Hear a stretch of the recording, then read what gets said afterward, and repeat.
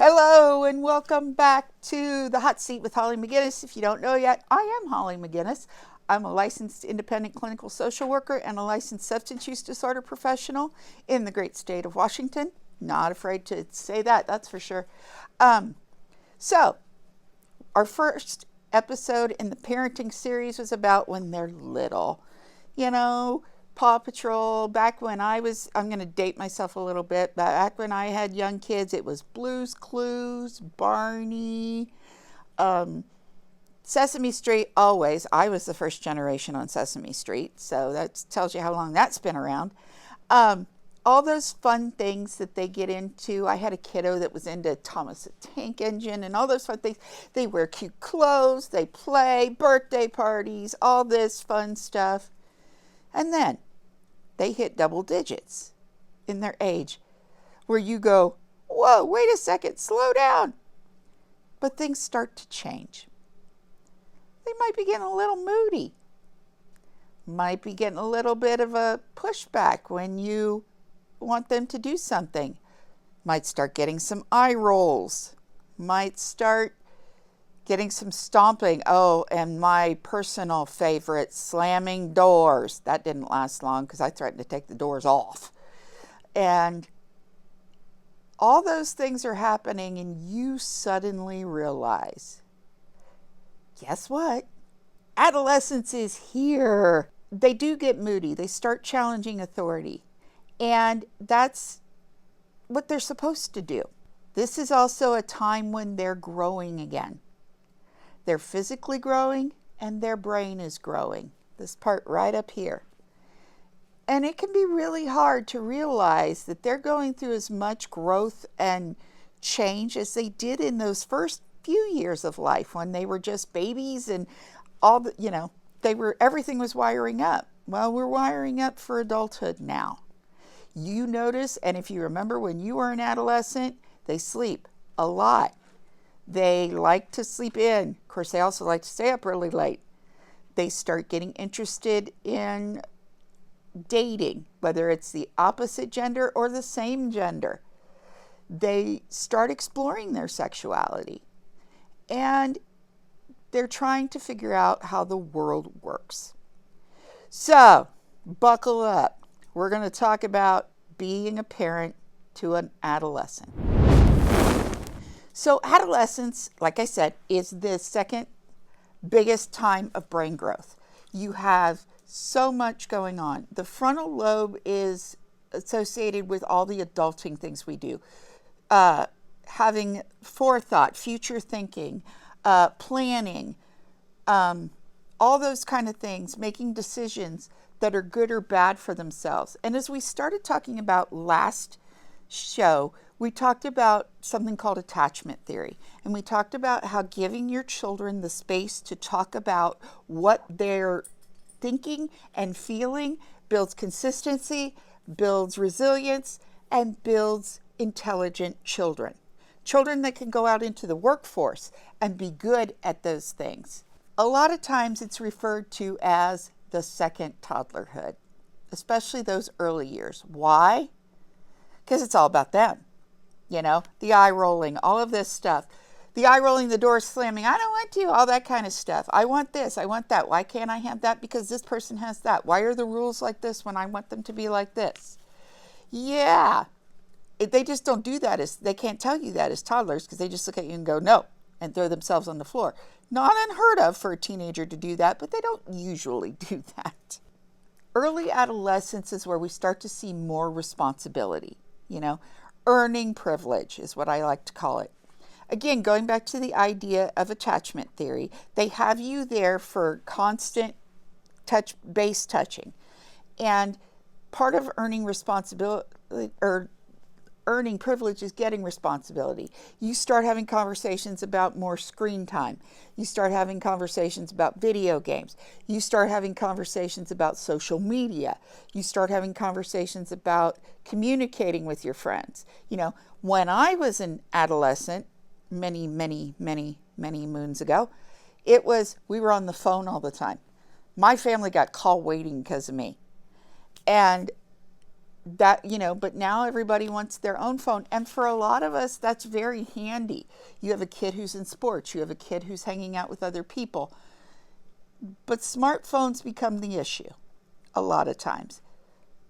However, if you've built the foundation of where they can communicate, where they can sit down with you and present to you why they believe that they should be able to have that now, and learn how to discuss that with you, you have given them that safe place. Instead of it being, you can't have it because I said so, that's not okay. It's like if you don't like what they're wearing, they'll take it with them. They'll change into something if they don't have a good foundation. Remember, when you give them the space to communicate with you, you build respect with them, mutual respect. You teach them to be respectful of themselves and that nobody's allowed to treat them any other way than what they want. They don't have to fall into peer pressure or any of that. But you also have to do that too. Yes, you are still the parent. We're not talking about gentle parenting. Whoever created that is a freaking idiot. You can't gentle parent kids. If you let kids run ragged, they don't have what they need to be. They don't have that capability. There's a reason why they have to grow into adulthood. They don't have the ability to make decisions like that. They are going to throw hands and do those kind of things. Whereas you set boundaries, you respect them. You don't have to be mean about it, but you have boundaries and sometimes you're going to tick them off. Again, we go back to the idea of you are not your child's friend. Don't be your child's friend. You want to be the cool parent? Be the parent they can count on. Communication is key here, especially this time in their life. It is really good to sit down with them. If they don't like something that's going on or they want the opportunity to do something and you're not quite sure, this is your chance to sit down with them and teach them how to talk about it. To give them, again, it goes back to no swearing or yelling at each other, hearing each other out, active listening. Okay, I'm hearing you say that. Working on that with them. You're teaching them a critical life skill, but you're also teaching them to think it through and seek guidance when they need it. One of the biggest things that we hear, or I've heard in my career, is people often think that adolescents are miniature adults because their bodies are doing adult things. You see, as a girl, breasts are forming, hips are forming, they get their period, all those things that are being a girl. Boys, voice changes, shoulders broaden, all of the other things that go with being a boy. I'm not a boy, so I don't know it all. This is not easy. And so some people look at them and expect more of them than you should because they're looking more adult-like. That doesn't mean they're not still kids. They don't always like that either. Their bodies are changing and they have no control of it. And in those years, we can also start to see when they might be questioning their gender. That can start as early as their early years. But it really starts to come to the forefront when they're starting to become more feminine-like or masculine-like. That may not be who they are. Again, building that communication foundation is key. You may be uncomfortable with those conversations, but that's what you signed up for. And you want them to be able to talk to people. When you teach your kids how to communicate, they won't put up with anything less in partners or any other part of their life. It's important that they have the guidance and support because decisions they make in adolescence can change the rest of their lives, especially around things like sex, around using substances, around dating. A whole trajectory of life can change in one bad decision. So I can't stress it enough. That communication piece is really important. And letting your kids know how you feel about that. You are not okay with them drinking in the house or anywhere else. It's not safe. It's not because you said so. It's not safe.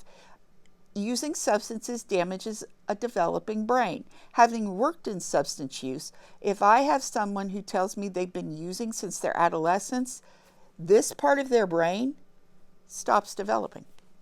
You are plugging in substances that keep it from being able to develop. Doesn't mean you can't do something about that, but it is really hard to fix as an adult, to be able to get those skills, to think it through. Whereas if you treat a child with respect and explain that to them instead of saying, it's not okay, you're a slut, you're a jerk, you're a whore, whatever, about using substances, no. And using substances often comes from having mental health struggles or concerns. You want to make mental health okay. As someone who has seen teenagers, nothing makes me crazier than when teenagers are taught, you're going to go to counseling if you don't shape up. When counseling becomes a punishment, you are doing them a grave disservice. Mental health help should be treated just like if they went to the doctor. That's how I treated it with my kids. And I was training when they were kids. You know, if you need that, we will get that for you. If they don't like their mental health counselor, if they don't talk to their mental health counselor, that's the wrong counselor for them. It's nothing against the counselor. If the counselor's being a jerk about it, they're not the right counselor. It happens to us all the time in this business. We're not the right fit. That's okay. But you want to make that available to your teens. And then there's the hard part. Having to start experiencing consequences. We talked about that in the early years, creating consequences for their choices. It helps to keep building up towards being able to make difficult choices with difficult consequences. You know, we start talking about dating. I can't tell you how hard it was to watch either one of my kids when their heart was broken. It is hard to watch them have to deal with friendships. It's hard for them to have to make decisions about maybe they didn't study for a test. Maybe they didn't get their work done. And you want to fix that because you're the parent. And the parent is always able to fix that, you know? So it's important that you give them the space to fail. Two worst words in the English language are mistake and failure. But they're necessary. They're necessary in the ability to learn.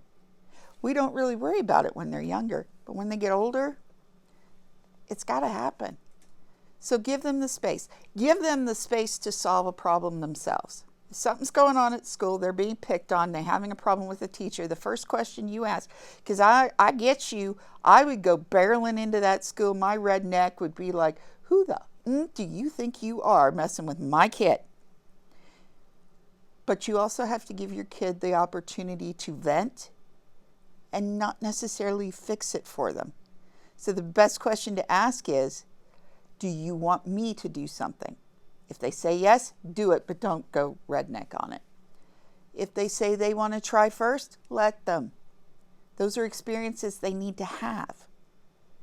It's hard. I told you this parenting stuff is rough. And of course, the old electronic divide.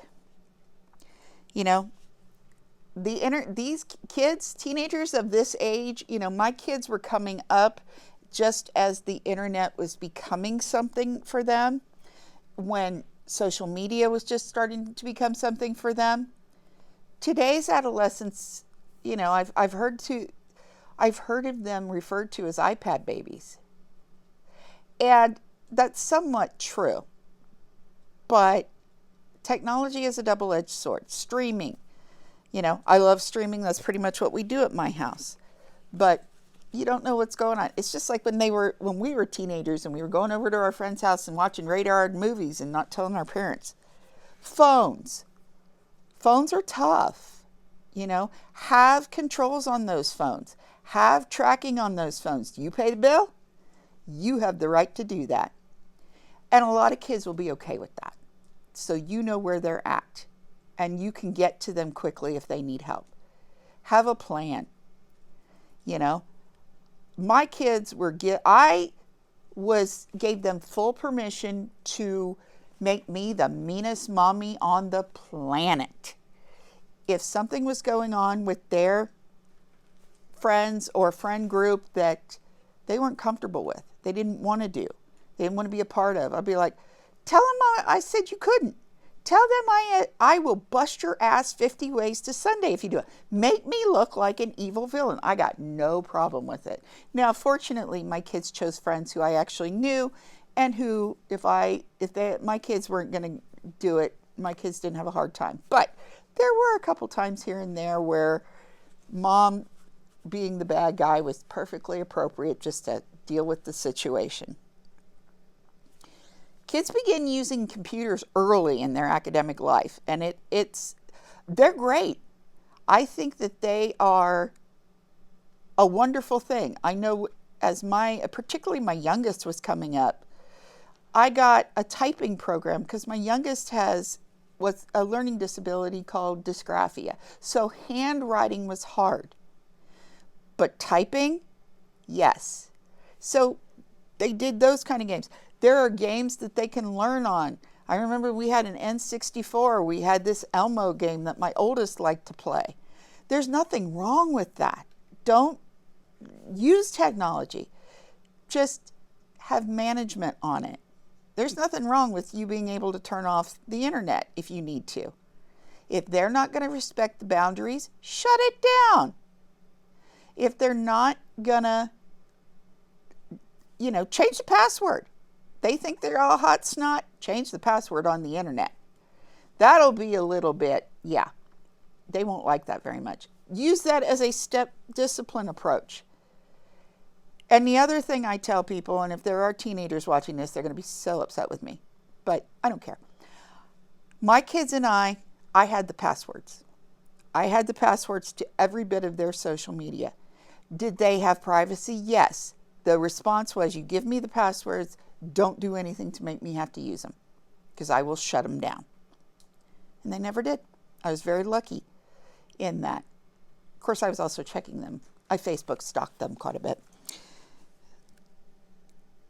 And they should be earning the time to play on the computer. If they're doing a lot of hard work, if they're doing things that you didn't ask them to do that are extremely easy, screen time is a great way to give them a little bit more freedom, and that you recognize how hard they're working. You recognize that they're trying to be very responsible. Because, again, when you have good communication with your kids, the one thing they don't want to do is disappoint you. And so these communications are always important. And there are going to be times where they struggle talking to you. It's because you're their mom or dad, or it's not easy to tell people that you love and you respect and you care about that you did something you're not necessarily proud of. One of my favorite stories with my oldest, and this kind of backtracks into their younger years, my oldest was having an ear problem, and they were in swimming lessons, so doctor and I figured it was swimmer's ear. So we treated for swimmer's ear, but it came back. Well, we went into the doctor. Doctor took one peek in that ear and said it was wax.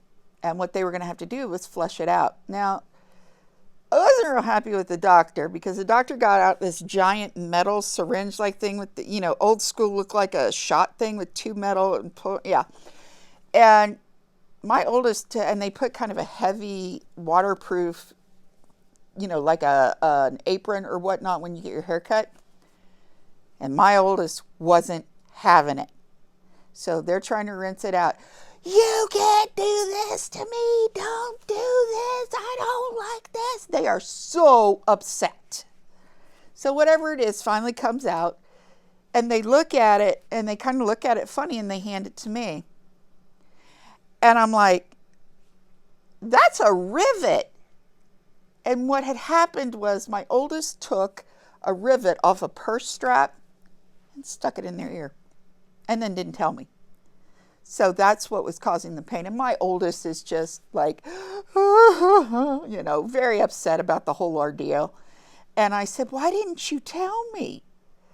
And they said, I thought you would be mad and you would punish me. And I sat there for a moment and I said, well, did you like this?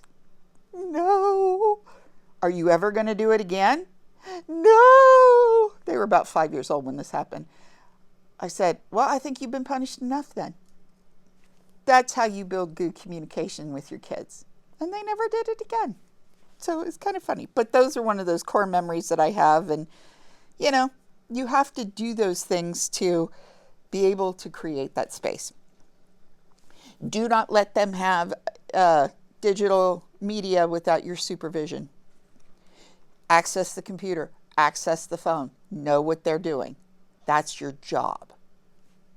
As they get older, we talked about that paddock kind of idea with as you might see horses in, and that gets bigger. And it's still getting bigger in adolescence, but it's not a free-for-all. So let's get back to what I keep saying. Communication is key. Building communication with them throughout their life makes it easier for them to talk to you about the hard stuff. Continue to let your child express their opinions and how they feel about something. They're allowed to not like something. Of course they are. We all are. You know, how many times have you gone to work and go, that's bullshit, or that could have been an email? We all have those moments. They deserve that opportunity too. If you give them the opportunity to express their displeasure, but they understand that they have to do it, you just gave them an incredible life skill. And it's really important for them to build these skills. This is where they're heavy lifting this stuff. Because right about 16 to 16 and a half, 17, you're suddenly going to see what I call the deer in the headlights look. What is that? That is the thunderclap that your child has had that says, I'm about to turn 18 and they don't have to do anything for me anymore after that. You know, they've come all the way up here. I can't wait to be an adult. Don't have to follow rules. Da, da, da, da. And suddenly they realize, oh, shit. This is hard. The bottom line is, when you're working with your adolescents, it's going to be so challenging. But don't give up on them. Remember, you're still the parent. That is never going to change. And the bottom line, the no bullshit corner in this world, or in my world anyway, is starting communication early in childhood builds a very strong foundation with you and your children. Being consistent in your support and your availability is invaluable. Be there for them. Let them, one of my favorite memories, again, of my oldest was they came in from high school one day, threw the door open, threw it shut, and said, Mom, I have to have 10 minutes of time with you every single day. Who am I to say no? That's good communication. Do not be afraid to be the bad guy in the moment. Nobody likes to not be liked. That's not your job. You aren't supposed to be liked. You're supposed to be their parent. You're supposed to be consistent. You're helping them develop values. You are rooting that beautiful little tree that you brought into this world. They're growing roots in their early years, and in adolescence, they're starting to kind of get settled in those roots. And that trunk of their tree with their values is growing, and those early branches are happening. Your consistency is key to that. And the most important thing, never, ever be afraid to apologize to your child for a mistake. They need to see that. They need to know that. It makes you human, and it teaches them accountability. If you take accountability for your mistake, you teach them that they can do the same. You also teach them that who they are and their existence is important. So they don't have to put up with somebody that they don't like. They don't have to be bullied. They don't have to do any of that. And with that, talk a little bit ahead. So we've gotten through these first two sections and you think you're done, don't you? No. Coming up, next show, parenting adult children. Until next time, see you then.